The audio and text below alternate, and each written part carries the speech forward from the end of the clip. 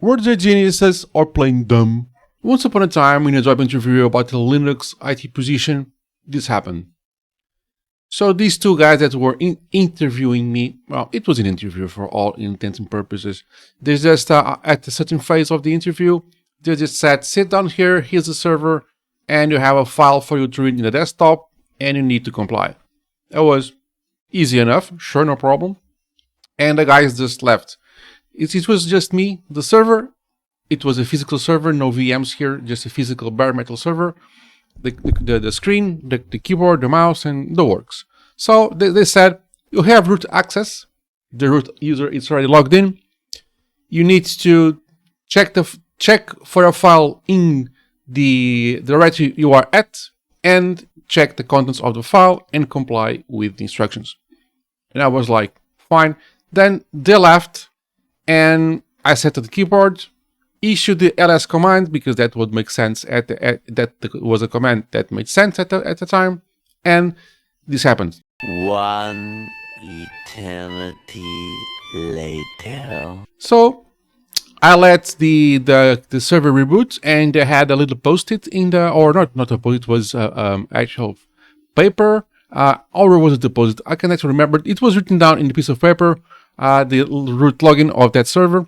And they said specifically, oh yeah, all the instructions were written on a piece of paper. So all the saying that this is the password, you need to get to this folder and list the contents of this file and do what it says there. Okay. Yeah, there was a paper, a folder, not a folder, but a paper with instructions. So once again, I thought maybe there's something wrong with the server. Maybe the server is malfunctioning. Let's try this again. I issued the ls command and this happened. One eternity later.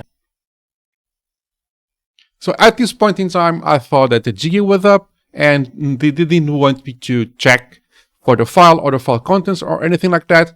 They wanted me to fix this issue. So clearly something was up with the ls command. I tried different commands. I tried like the id commands. I tried the who am I, the who, and things were just working proper. So I was almost certain that it was something with the ls command. And there is no way in form that the ls command will do this on its own. So it had to be something strange or some work done about the ls command. And I found this.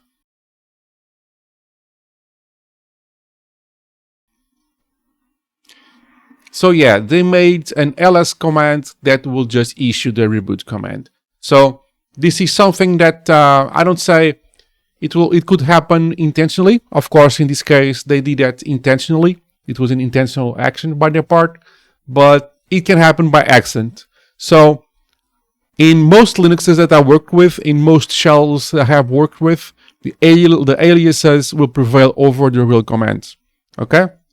So in this case, every time I do the ls command, he will not execute the actual ls command, but it will give how to say it? I forget the name. It will execute the alias first priority. Jesus, it seems that it's a hard word to say. So he will give ls the priority over the real ls command. Okay, so that's why I was issuing the ls command and it was giving me the reboot. The next phase was just finding out which file was this written to. This was clearly being applied at the reboot because every time an ls I was done, the reboot would occur, obviously. So this was being applied at every reboot. And well, this was kind of the easy part in my opinion, because it cannot be in many different spots. It can be on the etc, on my home folder bash profile, bash rc. That was the spot where I'll search first, or in the etc profile, etc bash rc. Not the scale directory, that's not used during operation. But in this case, it was written down in my bash profile, and it was there, and the bash profile had to be fixed, and I rebooted the server, and I could comply with the action, and I could see the file there, and the file just set for me to list the contents of the folder and make sure that if any issues would arise, I had to fix them and make this action possible. Well, that's a piece of story of my IT adventures. This may happen to you, and it probably will help you go through some interviews or some real problems that you may have. Let me know if you have any other horror stories that you'd like to share. Like, subscribe, and comment. It will help. And I'll see you in the next one. Cheers, guys.